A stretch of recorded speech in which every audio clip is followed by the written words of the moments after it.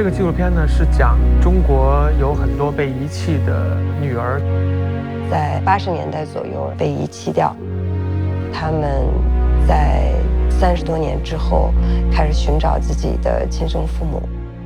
我叫杜海，我是《江南妻儿》这个片子的联合导演、制片人。我是韩萌，《江南妻儿》的导演。当时是在报社工作了有12年，本能的会对社会议题很敏感。2014年的时候，我当时在美国去拍一个图片故事，叫《留美孤儿》嘛，也是这些被中国家庭遗弃的一些孩子们被美国的家庭收养。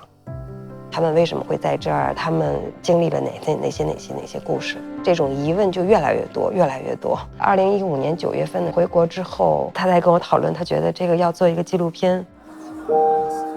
这个弃婴的数量真的是太难以统计了，我只能说是江苏省80年前后会有上万人被遗弃。当时我们是通过那个江阴寻亲志愿者协会找了17个这样的女性。凤霞养父母家就是一种特别典型的收养中国30年前的弃婴的家庭。蔡凤霞是出生在1979年1月，在她30多岁，母亲临终的时候才告诉她说你不是我亲生的，然后蔡凤霞这才恍然大悟。2004年，她开始找自己的亲生父母，虽然家庭条件不是特别好，但是凤霞真的是在蜜罐里养大的，养父母真的是特别爱她。第一天见她的时候是晚上7点多。她在一个纺织厂里面做纺织女工，为什么要去找我？问了她好多次，她说她希望村子里能看得起她。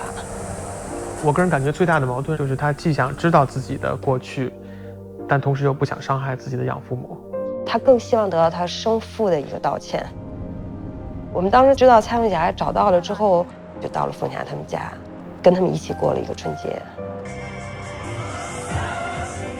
就在片子里你也能看到，蔡凤霞的生母实际上像是一个留白的一个角色。其实，她妈妈的沉默实际上也是成就了凤霞的这个角色，也成就了她自己。我觉得她还是很爱她的。她养育了凤霞1个月，然后呢，坏了，我要哭。你觉得是哪点特别让你感动的？就你说到这部分的时候，母亲吧。但是你不觉得就是他生母现在在这个状态，就是完全没有话语权的这个，所以他在家庭当中很压抑啊。是。等了30多年，这2个父亲能够交流，包括凤霞的爸爸问当时到底是谁扔掉的凤霞。当时是丢凤霞的时候，是你去的还是？哪里的？就是说把凤霞丢掉的时候，是我去的。压抑在蔡凤霞养父心中很多年的一个话题，就像刀子一样插入了这个对话当中，非常直接。而且我在现场拍的时候，能够感觉到2个父亲完全忽略了摄像机的存在。我们真的是拍到了遗弃他的爸爸和他的养父之间对话，他们之间是又如何去和解，如何去回顾到过去那段历史。我们普通人认为可能找到家是一个非常团圆、非常圆满的一件事情，但其实真实的情况并不是这样。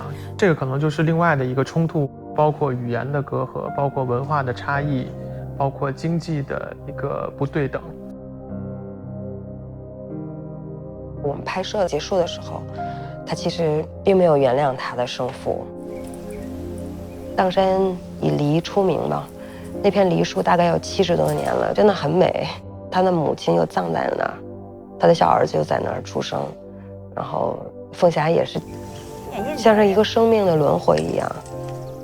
我们拍到了他爸爸把那棵树砍掉的时候，对，我们就意识到可能是一个片子的结束。